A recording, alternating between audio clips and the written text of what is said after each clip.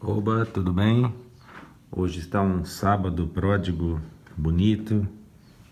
Estou aqui da janela, no meu quarto, vendo o pessoal trabalhando lá. Melhor ficar aqui porque o som fica melhor, lá fora está mais barulhento, né? Especialmente na construção. Tem essa casa interessante que está sempre alugando. Aluga-se, fica aí um ano, menos de um ano, e já novamente o pessoal sai e entram os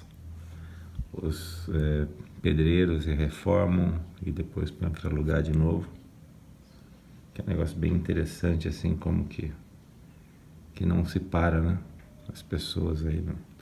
Mas enfim, o que eu queria falar hoje é sobre um professor de Yale, né? Uma daquelas super universidades americanas, que ele faleceu provavelmente no mesmo dia que eu descobri sobre ele. Muito interessante, foi há poucos dias atrás que eu estava vendo um vídeo sobre questões sociais e marketing de um palestrante interessante britânico que chama Rory Sutherland, S-U-T-H-E-R, Land mesmo, né, de L-I-A-N-D, Rory Sutherland. E ele menciona, é um cara assim muito inteligente, muito hábil, né, que fala rápido, não sei o que, e cita um monte de gente. Entre eles ele citou esse professor que chama Scott James, citou um livro dele. Ele tem aí uma faixa de uns 10 livros muito importantes, e acho que chama Seeing as a State, ou seja, vendo como o Estado. Então o indivíduo entender o Estado, como que os Estados se agremiam, se formam na base da coerção, na base da proibição, da taxação especialmente, né, imposto. E ele analisa toda a história de estados, né, que também baseados em escravidão, né, e diversos tipos de escravidão, que a gente falar que não existe escravidão agora não é exatamente correto, porque é uma escravidão econômica que está se intensificando nesse processo onde o capitalismo ele dá lugar a um tipo de rentismo que tem uma enorme concentração de capital, né, do que eles chamavam de capitalismo financeiro, que vale mais a pena, até em pequena escala, vale mais a pena você deixar o dinheiro, em vez de investir, fazer um negócio e prosperar de alguma maneira, assim, tentando, né, navegar nas turvas, nas tenebrosas águas da competição de mercado, ainda mais sendo um peixe pequeno, com a enorme facilidade de ser devorado por um peixe maior. Eu já vi vários desses casos ao longo da minha vida. Vale mais a pena ter o dinheiro numa desses fundos, dessas inclusive letras, né, do governo mesmo, assim, que acabam pagando mais do que você ter muitas vezes um imóvel até alugado, né, e uma coisa simples como um imóvel alugado, como é o caso desse senhor aí que está reformando mais uma vez essa casa para ser alugada. E você vê, sai as pessoas, tem que chamar pedreiro, isso custa muito, não custa pouco, né? Está chegando a valores proibitivos para a classe média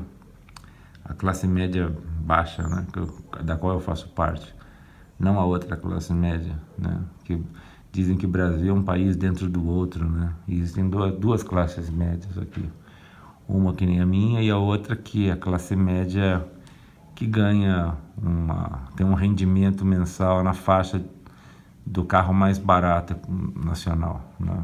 Isso é um indexador econômico que eu desenvolvi há um tempo atrás, que para mim as faixas econômicas estão divididas no meio de transporte. Então a classe baixa, classe C, aquele que consegue, que tem um rendimento equivalente a uma bicicleta por mês, estou dizendo uma bicicleta simples, né? ou seja, R$ 2.000, mais ou menos isso por mês. Classe média, quem tem um rendimento mensal suficiente para comprar um carro, o carro mais barato, mais econômico, na faixa de uns R$ 80.000 no Brasil. Aí a classe alta é quem tem um rendimento que dá para comprar um avião, né? Um avião desses particulares, um jatinho, né? Que aí deve ser na faixa de uns, sei lá, 15 milhões, talvez, 10 milhões, chuto eu, né? Enfim, aí tem os super ricos que estão acima disso, né? Bem acima. E é uma escala provavelmente logarítmica, né? O passo da C para B é muito menor do que da B para A e da A para A+. Mas enfim, funciona bem para você entender os processos daquilo que é possível e não é possível ser feito dentro do rendimento que se tem. E obviamente eu sou da classe B do Brasil pobre, não do Brasil colônia.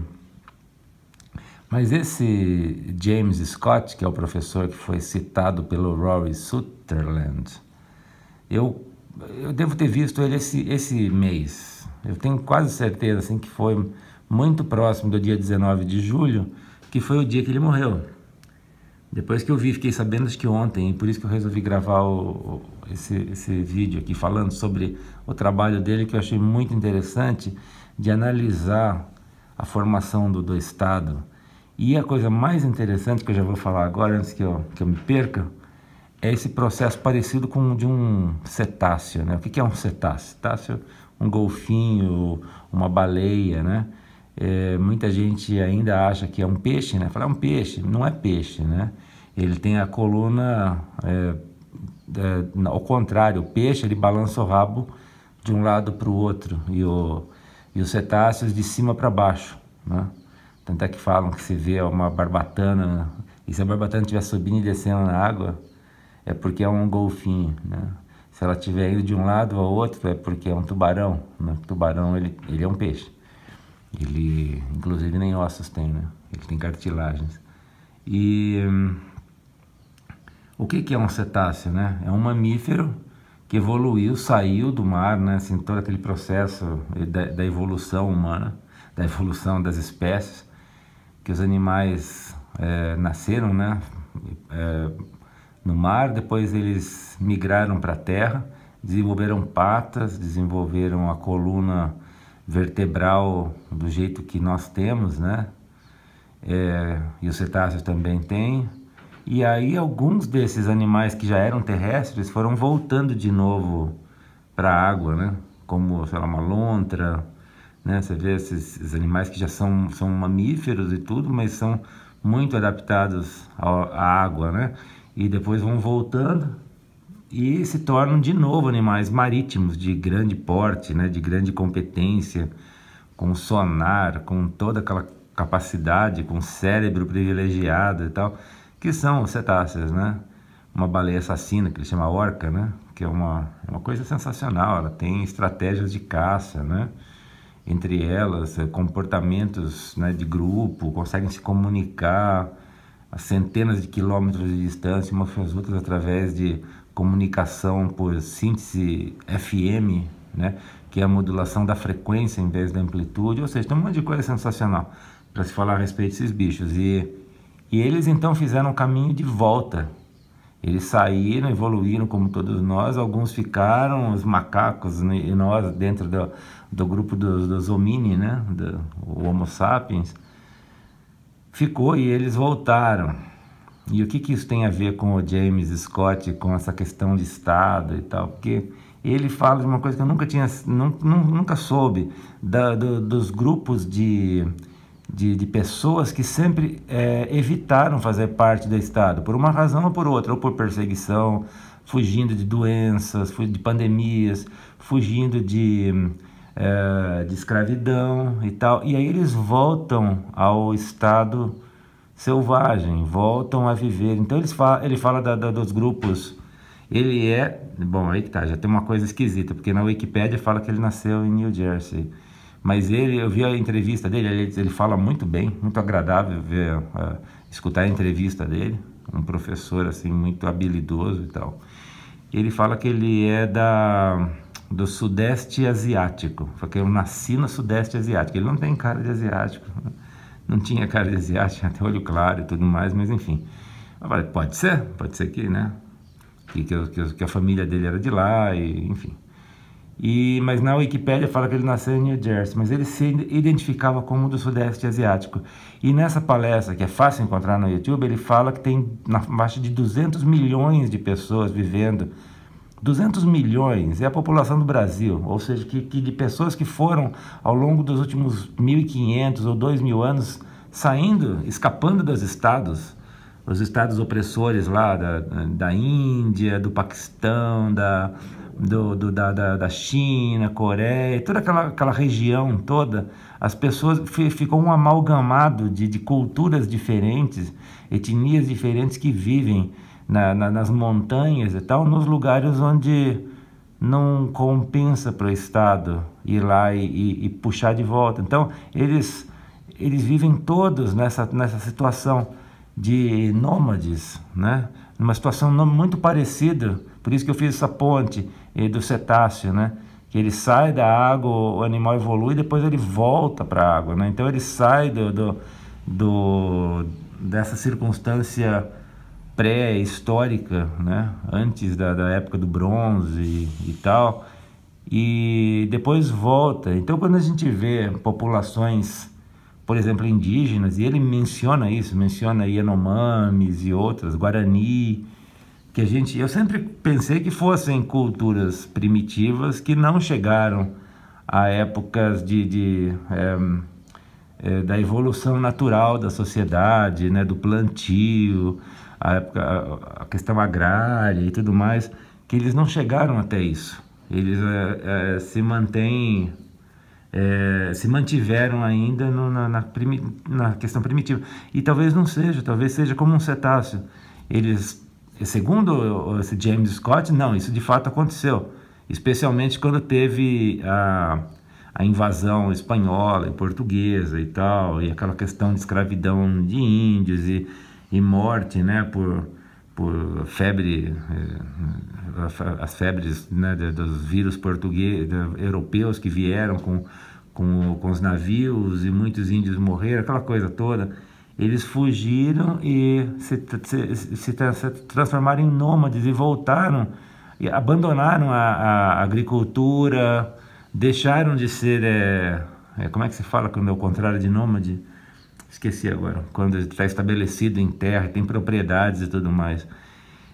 Inclusive, ele fala da mandioca, que é um negócio muito interessante, né? Mandioca que se faz tal, que parece é um negócio que fica embaixo da terra, e tem muitas outras, não sei se pode se dizer que é tubérculo ou mandioca, mas enfim, que é essa raiz, né, que se come, que se faz farinha, inclusive a farinha em espanhol é chamada farinha de guerra, né? Que justamente nesse negócio de guerrilha, da pessoa fazer aquilo, e aquilo ficar escondido no meio do mato, e por muitos anos, segundo ele, a pessoa pode voltar lá, quem sabe, os que plantarem sabem onde está, eles vão lá e pegam, e o Estado, né, o governo, toda a opressão que existe, a sociedade que tenta trazer eles de volta, que tenta taxar, não tem como taxar isso, né? Porque eles não têm plantações de arroz, de trigo, de coisas assim que ficam óbvias, né? Elas têm que estar lá, então é fácil o Estado chegar lá e cobrar tanto por cento, né, do plantio e tal, como cidadãos daquele Estado, né? Então tem muitas culturas, que nem os ciganos, por exemplo, os curdos. Tem ao redor, né, de sociedades organizadas, existem muitas sociedades, milhões vivendo desse jeito. Ele começa citando, né, como eu falei, o Sudeste Asiático, mas o mesmo acontece no mundo inteiro, né? Na África, na América Latina, e enfim. Eu achei isso sensacional, como que explica muito melhor, né, Por que que existiram grupos humanos que por alguma razão maluca não saíram do estado primitivo? Não, eles saíram e voltaram, como os golfinhos e as baleias, né, que são descendentes dessa volta, né? Por alguma razão valeu a pena para aquele animal terrestre, mamífero, voltar a viver no mar, né? Questões climáticas, ambientais, predatoriais, enfim, né? Mas é isso, eu queria falar sobre essa questão desse professor aí, James Scott. James, como se fala, James mesmo, e Scott, como também S-C-O-T-T. Vale a pena escutar algumas palestras dele, que estão bem fáceis de encontrar. Vale a pena também escutar esse Rory Sutherland, mas ele é um marqueteiro, então já tem aquele negócio lá que o Bill Hicks fala, né, o Satan Little Helper, né, do marketing. Mas assim, é interessante porque ele vai naquela onda do sobrinho do Freud, né, que tenta entender a natureza humana, a psicologia humana e mais ainda a psicologia social, né?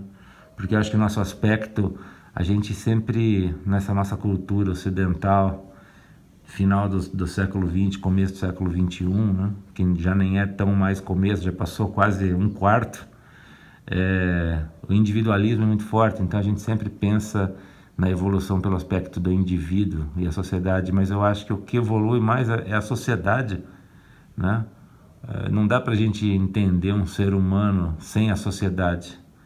Eu vi um entendido esqueci qual é o nome do entendido em chimpanzés, que ele fala sobre alfa-meio também, palestra muito bacana do TED, que ele fala isso, não dá para você entender o que é um chimpanzé isolado, tipo um chimpanzé numa jaula, numa gaiola, num zoológico, ele não é a mesma coisa. O chimpanzé só existe dentro da sociedade, como uma abelha, né? Se você estudar uma abelha sem levar em consideração o enxame, você perde muito, tanto é que a abelha mais forte ainda, ela nem sobrevive, né? Se isolar uma abelha, ela morre, né? Normalmente. Existem casos que existem pessoas que disseram que não, que tiveram abelhas de estimação. Mas, enfim, são considerações muito interessantes que eu achei que valia a pena registrar. Isso aí. Enquanto isso, eles continuam a reforma lá. Enquanto uns pensam, outros trabalham, né? Enquanto uns filosofam, outros fazem alguma coisa útil, né? Que é o caso deles.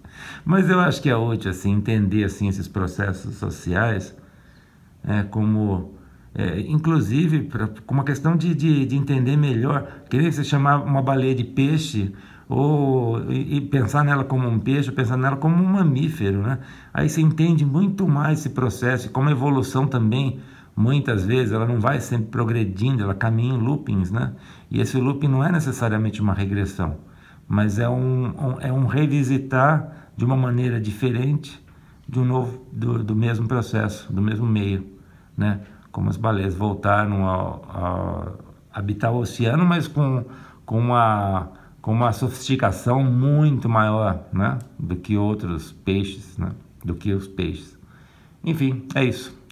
Tudo de bom final de semana. Hoje é um sábado, como eu falei. Não chega, acho que está cedo ainda. Deve ser umas 11 da manhã. Isso aí.